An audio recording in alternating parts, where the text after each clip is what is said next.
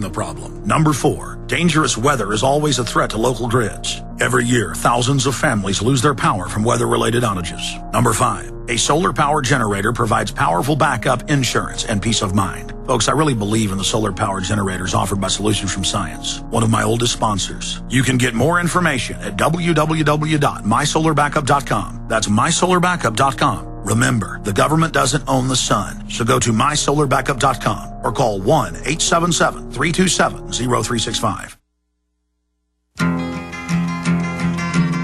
Come, you masters of war, you that build the big guns, you that build the death planes, you that build all the bombs. We're back. It's the Alex Jones Show with Bob Chapman of the International Forecaster.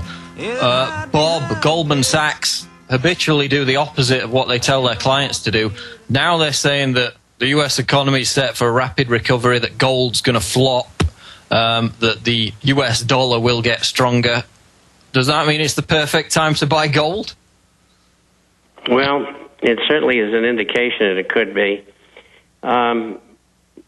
You know, you have to look at Lloyd Blankfein, and he says, we're doing God's work.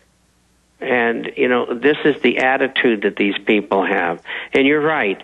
They do and want to do the opposite of what they tell the public. And there's no controlling that. It's just like when they write and they speak, they don't even tell you their positions. And a good example is their trading departments. I mean, they may be talking about buying stock, and their trading department may very well be short the stock. And so there's no control whatsoever over what they do. But the answer straight up is yes. Gold and silver are going higher. There's no way they can keep it down. Inflation's going higher. Unemployment, at best, will go sideways. And this is going to continue for the next few years.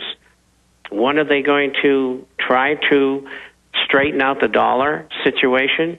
Probably when it drops below 71.18 on the USDX. It's around 77.5 right now. And that will become a reality. When? I don't know, and neither does anybody else. But that's the direction that we're headed. You pick the trend and you stay with it, because the trend is your friend. And you don't have to trade. You just get long and stay long. And that's what this saving your capital is all about, by being in gold and silver related assets. I think over the next 2 years that the price of food will double again. I mean, we put up with all of their reduced size of packages, and you're going to buy a box of cereal. Instead of getting, let's say, 20 ounces, you now get 10 for the same price. I mean, it's incredible.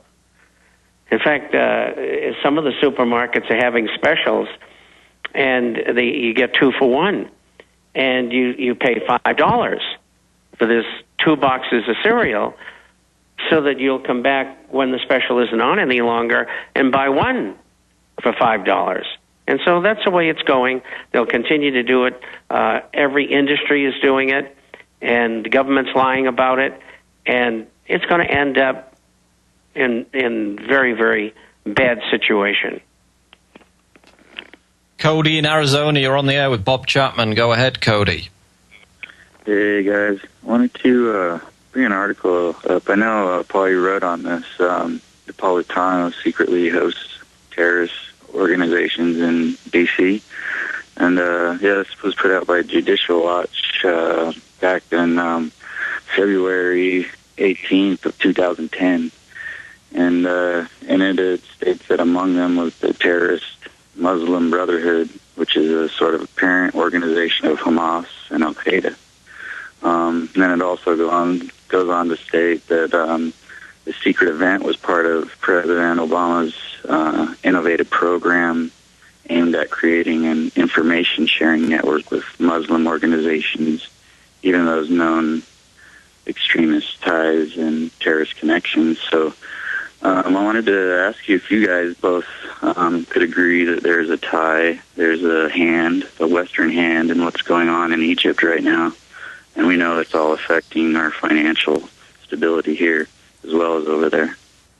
Well, I wish you'd asked me the question 3 weeks ago, because that's what I've been talking about.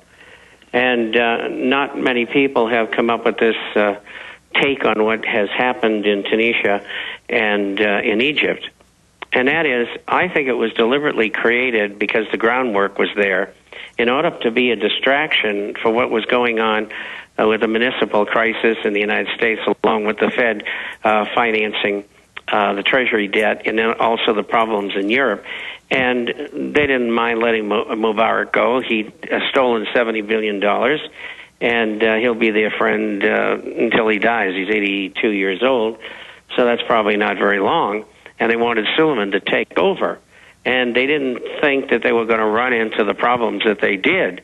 And so when they did, it just threw their problems, I might say, into the toilet. And they don't know what they're going to do now in relation to who's going to run the country. But I got to tell you something. The Muslim Brotherhood was formed in the 1920s, and they were a very fascistic organization and still are. And they sent 2 divisions of men to fight on the Eastern Front with Germany against the Russians who were advancing toward Germany.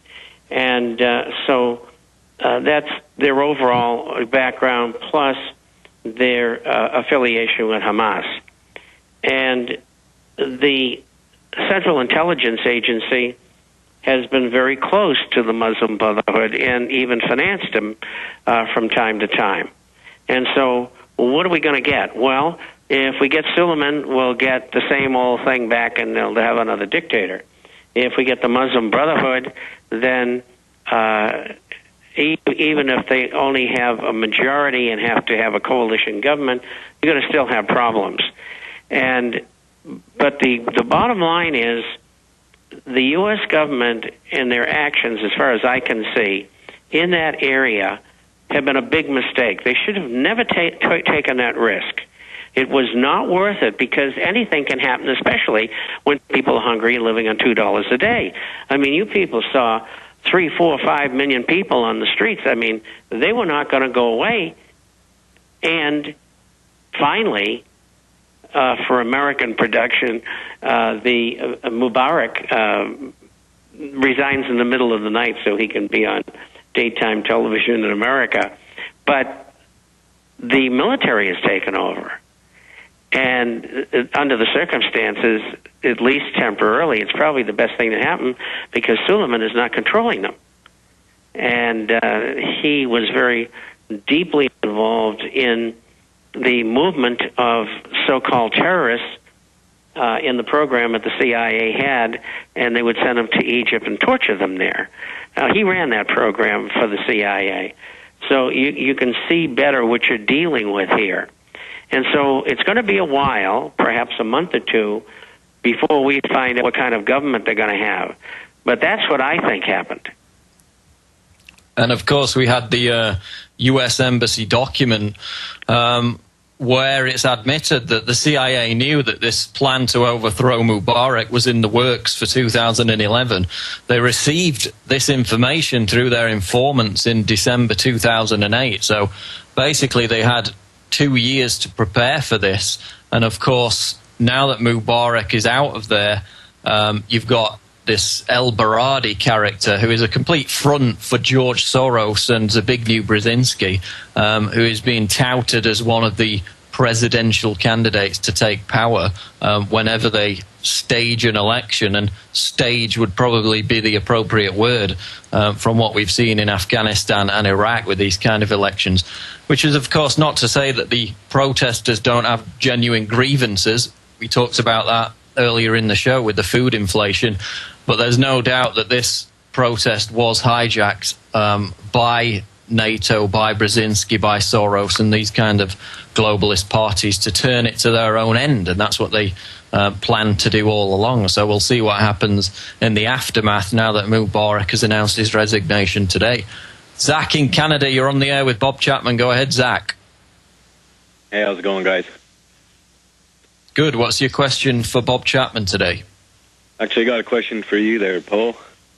Yeah, go ahead. The Bill C-36 and in Canada here got passed in like December, and the same week they passed the Senate Bill 210.